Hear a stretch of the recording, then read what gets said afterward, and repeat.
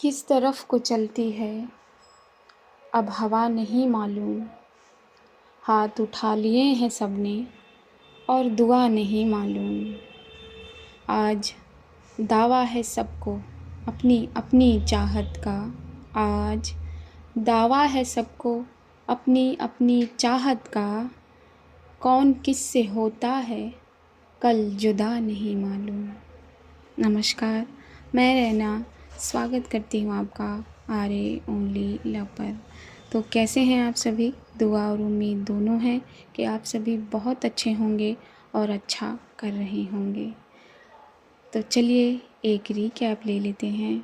تو ریکیپ کچھ یوں ہے کہ شادی ہونے کے بعد جو پل بتائے جا رہے ہیں، چاہے وہ نیولی میرڈ کپل ہوں یا یہ ہمارے پرانے کپل ہوں، جو پل بھی بتائے جا رہے ہیں وہ بہت سکون دے رہے ہیں، رشتوں کو مضبوطی دے رہے ہیں، اپنے ہونے کے احساس سے اور اپنے چھونے کے احساس سے، سمجھنے کے احساس سے، بولنے کے احساس سے ایک مضبوط رشتہ قائم کر رہے ہیں اور ایک دوسرے کو اور زیادہ ہو جا رہے ہیں وہ جو یہ پل بتا رہے ہیں۔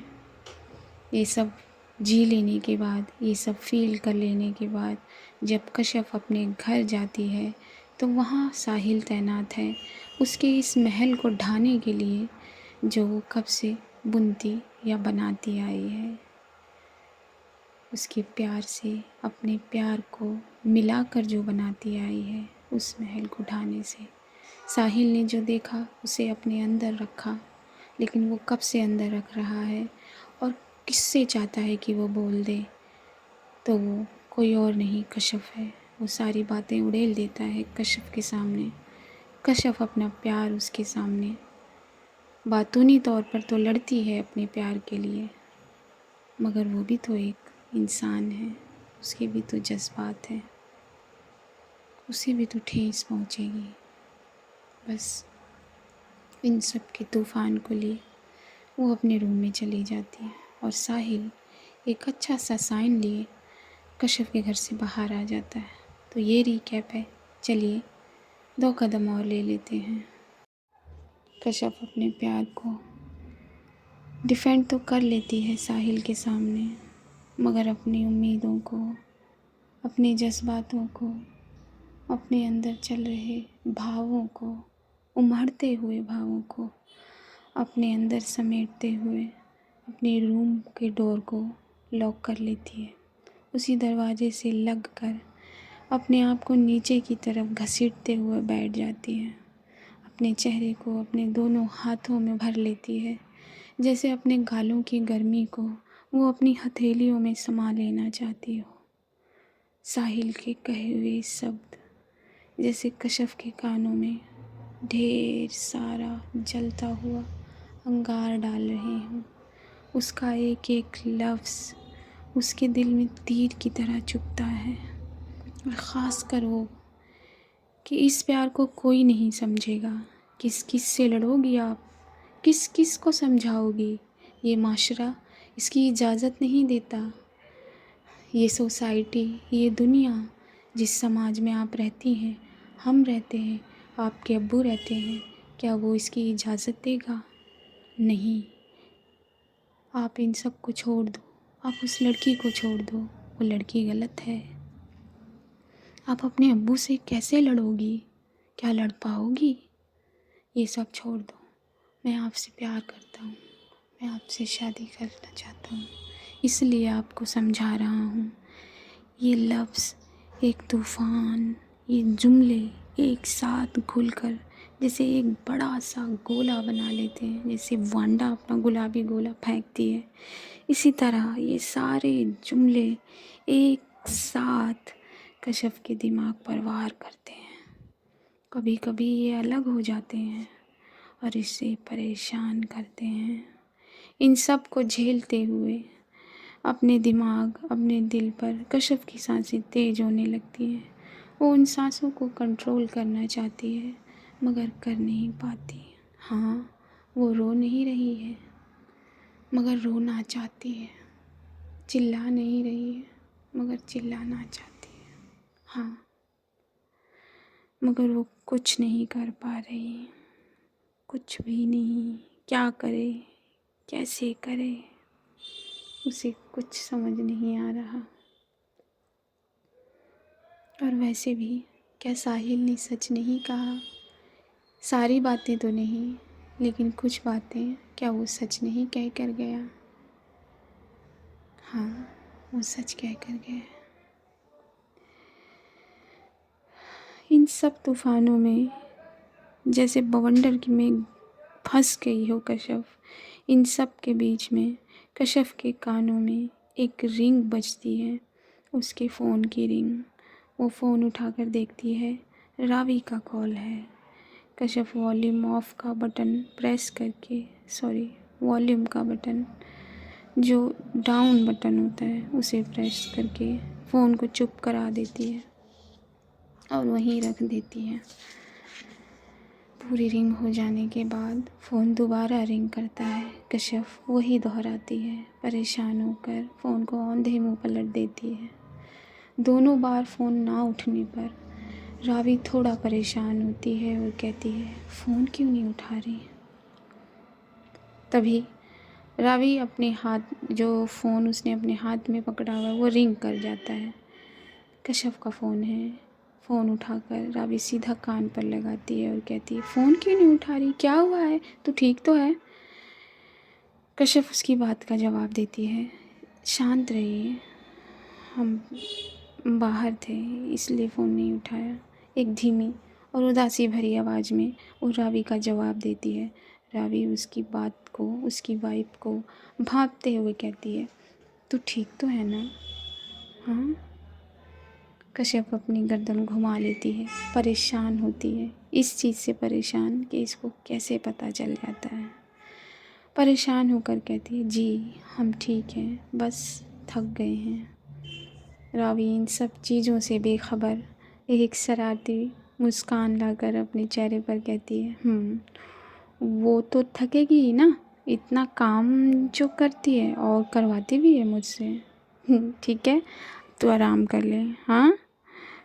تو کشف اس کی بات کا جواب دیتی ہے، جی آپ بھی خیال رکھیے گا اپنا۔ یہ کہہ کر یہ کنورسیشن ختم ہو جاتا ہے۔ اپنے گھر میں چل رہی خوشیوں کے بیچ، رسموں کے بیچ، نئے رشتے بننے کے بیچ میں یہ سب کشف کے اوپر جیسے نہ جانے کیا گزر رہی ہے، وہ وہی جانتی ہے۔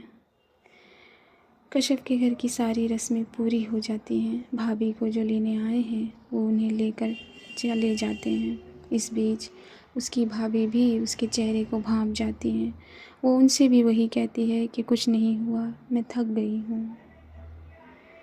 اور بھابھی ودا ہو جاتی ہیں۔ کافی مہمان بھی چلے جاتے ہیں۔ سب کچھ دھیرے دھیرے نارمل ہو گیا ہے گھر میں۔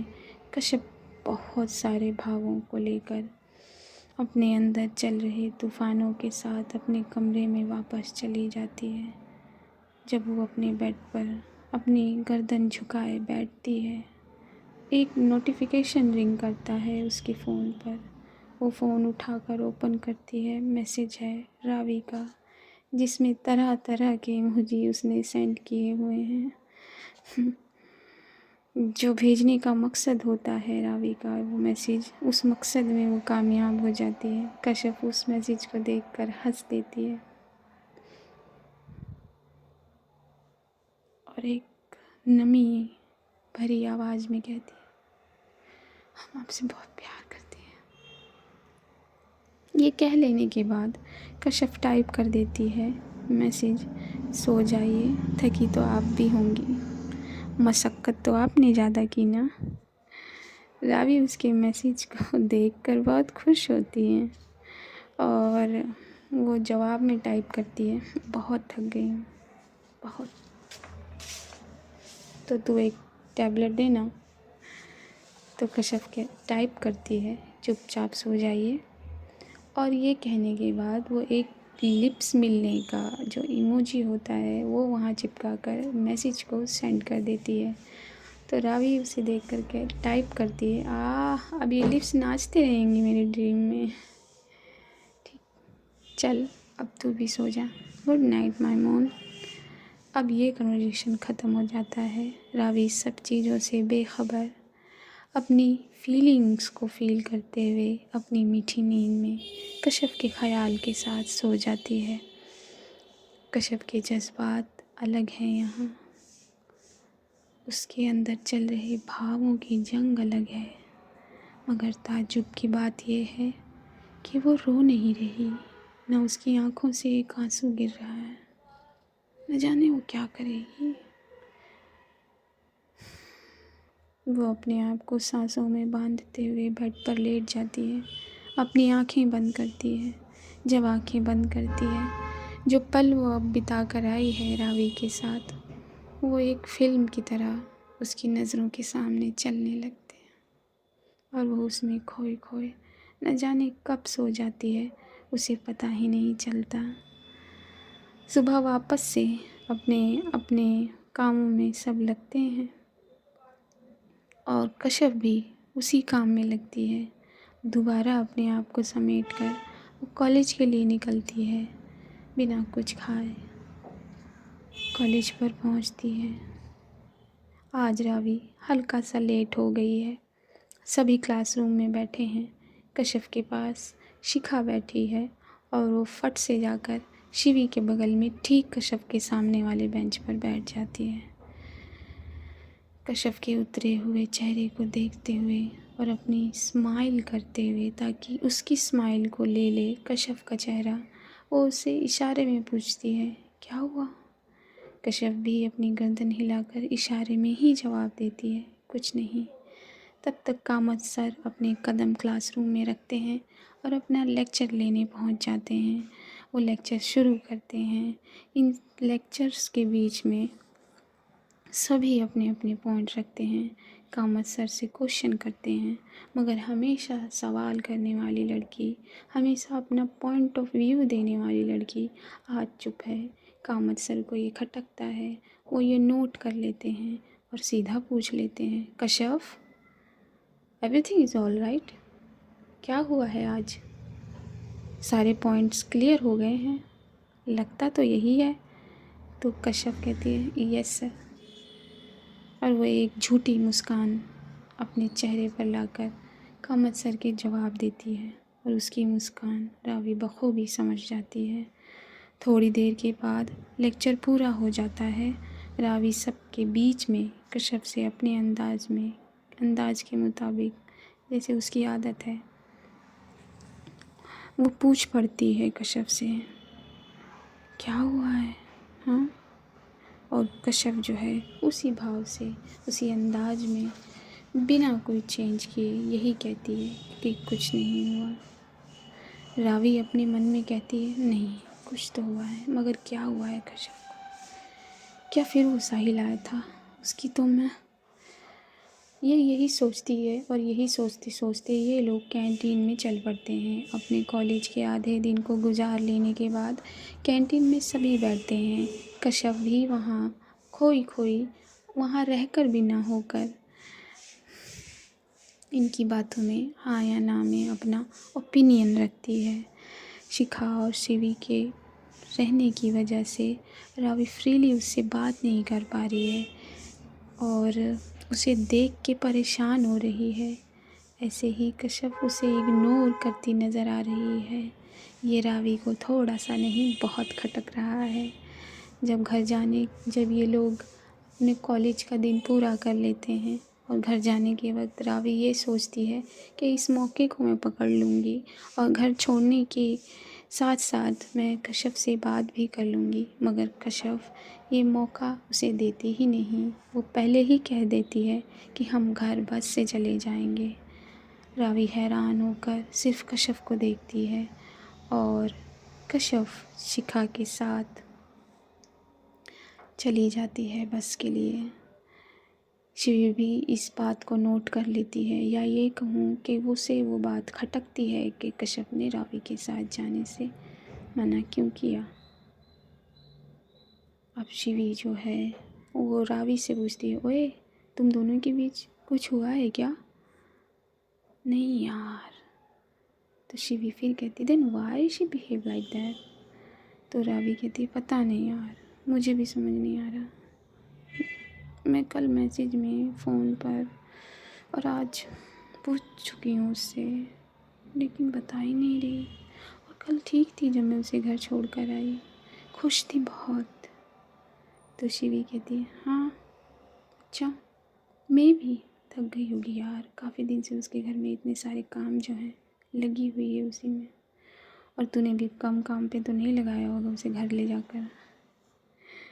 ابھی اس بات پر دونوں مسکرا دیتے ہیں، ہنس دیتے ہیں۔ اس کے چھوٹے سے دماغ پر راوی ایک ٹیپ کرتی ہے اور کہتی ہے چل، بہت دوڑتا ہے تیرا یہ دماغ، اور یہ دونوں بے فکر ہیں ابھی، اس بات سے بے فکر ہیں، ویسے تو بے فکر نہیں ہے کہ راوی کشف پریشان ہے، تو وہ چھوٹا سا ٹھہاکا لے کر اگر میں کہوں تو وہ نکل پڑتے ہیں گھر کے لیے۔ جب گھر پہنچ جاتی ہے راوی اپنا فون چیک کرتی ہے، کوئی میسیج نہیں ہے کشف کا، ایسا عموماً ہوتا نہیں ہے۔ وہ دوبارہ فون لگا دیتی ہے کشف کو، مگر کشف کا وہی بیہیویئر ہوتا ہے، وہ فون کو دیکھ کر اسے اٹھاتی نہیں، وہ اریٹیٹ نہیں ہو رہی ہے راوی کے کال سے کہ کیوں کر رہی ہے بار بار فون، مجھے اس سے بات نہیں کرنی، نہیں، نہ ہی وہ منہ بنا رہی ہے پریشان ہو کر کہ کیا یار یہ کال ہی کرتی رہتی ہے، نہیں، ایسا کچھ نہیں ہے۔ وہ ڈر ہے اسے کہ ہم اگر اس سے بات کریں گے تو ہم بول پڑیں گے اور وہ سمجھیں گی یا نہیں، ہم کیسے انہیں سمجھائیں گے، ان سب کے بیچ میں پھنسی ہوئی ہے کشف، اور وہ کہتی ہے مان جائیے نا، ہم بات نہیں کر پائیں گے، اور بات کریں گے تو بول دیں گے سب کچھ۔ وہ فون اگین نہیں اٹھاتی۔ ہاں، یہاں پر وہ ایک میسیج ضرور کر دیتی ہے تاکہ راوی پریشان نہ ہو اور پریشان ہو کر اسے بار بار کال نہ کرے، اور اسے اس کا کال جو ہے وہ نہ چاہتے ہوئے بھی اگنور نہ کرنا پڑے۔ تو راوی فون میں میسیج پڑھ کر کہتی ہے ایسے کیسے سو جاؤں یار، کیا بول رہی ہے، میں کیسے سو سکتی ہوں ایسے، تو مجھے ایسے کیوں بیہیو کر رہی ہے۔ کشف کا یہی بیہیویئر چلتا ہے، راوی بہت پریشان ہو گئی ہے۔ ایسے کرتے کرتے 2-3 دن بیت جاتے ہیں، کشف کی بھابھی ابھی گھر نہیں آئی ہیں، ہاں وہ آج یا کل میں آ جائیں گی۔ کشف کے اس برتاؤ سے راوی بہت پریشان ہو گئی ہے، جسٹ لائک فیڈ اپ، وہ پاگل ہو گئی ہے، اور وہ ڈیسائیڈ کرتی ہے کہ آج وہ اس سے بات کر کے رہے گی۔ آج کالج میں جب یہ لوگ اسی طرح روز کی طرح آدھے دن کے بعد جب کینٹین میں بیٹھتے ہیں تو راوی وہاں سے اٹھ کر باہر چلی جاتی ہے اور دھیرے دھیرے بڑبڑاتی ہے آج میں تجھ سے بات پوچھ کر رہوں گی، ہوا کیا ہے، تو مجھے کیوں اس قدر اگنور کر رہی ہے کشف، تو ایسا نہیں کر سکتی، مگر میں بلاؤں گی تو یہ آئے گی نہیں۔ تو وہ اپنا مائنڈ یوز کر کے کسی اور اسٹوڈنٹ کے دوارا میسیج بھیجتی ہے کہ اسے کامن سر نے بلایا ہے اوڈی میں۔